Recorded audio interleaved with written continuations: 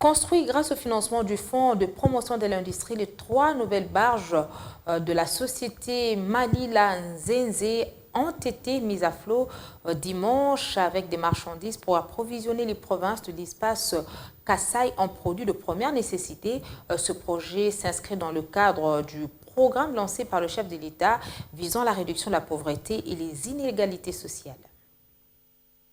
En ce jour où le monde célèbre la Journée internationale des droits de femmes, c'est le jour choisi par les établissements Malila Nzenze Communication avec son partenaire le Fonds de promotion de l'industrie FPI pour procéder au lancement sur le fleuve Congo du premier convoi expérimental composé des 3 barges en direction de Ndomba dans le Kasaï oriental.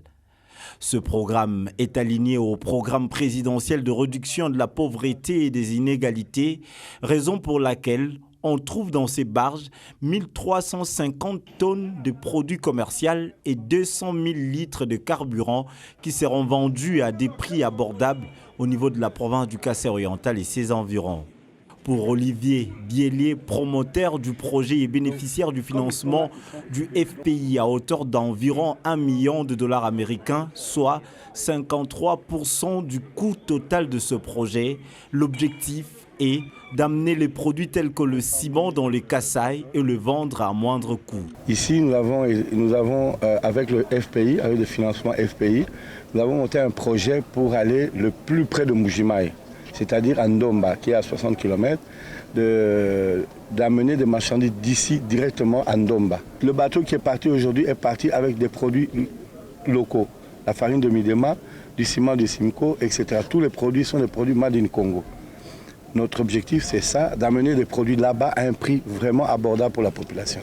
Le directeur général du FPI, Patrick Kitebi, quant à lui, laisse entendre que ce projet n'est qu'une composante qui fait une anticipation sur le grand projet de construction du port de Ndomba et des autres axes routiers qui doivent être améliorés. Et le projet ici, ce n'est qu'une composante qui fait une anticipation sur le grand projet de construction du port de Ndomba.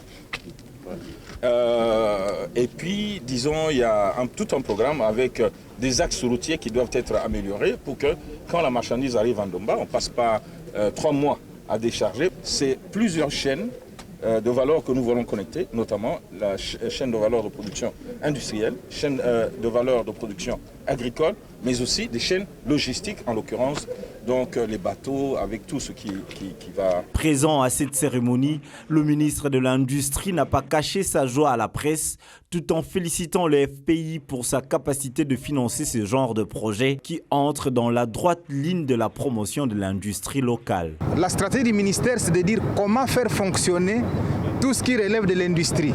C'est de créer des conditions de consommation. Voilà pourquoi le Fonds de promotion de l'industrie a pu financer les barges qui ont une capacité de plus de 2400 tonnes avec un objectif de devoir évacuer tous les produits industriels qui sont ici des industries de Kinshasa. Outre les barges qui arriveront sans doute en Ndomba dans près de 2 semaines, un camion citerne et d'autres camions poids lourds quittent Kinshasa pour Ndomba.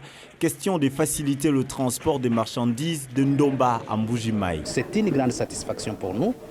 Il vient de vous le dire, il vient de lancer aujourd'hui 3 barges et dans 1 semaine, on pourra encore aligner d'autres. Donc ce n'est qu'un début et vous verrez d'ici là, la population elle-même de Mbuji-Mayi, la population de Kananga, la population de Sankuru, elle sera la première bénéficiaire et elle pourra pouvoir le dire. Malila Nzenze va devoir implanter un centre là-bas pour essayer de pouvoir alimenter toutes ces populations riveraines sur ces rivières-là et sur le fleuve. À partir de Ndomba, on peut atteindre Mbuji-Mayi. Ainsi, le Fonds de promotion de l'industrie FPI qu'on dirige de main de maître Patrice Kitebi continue de matérialiser son ambition de venir en appui au secteur du transport fluvial en RDC.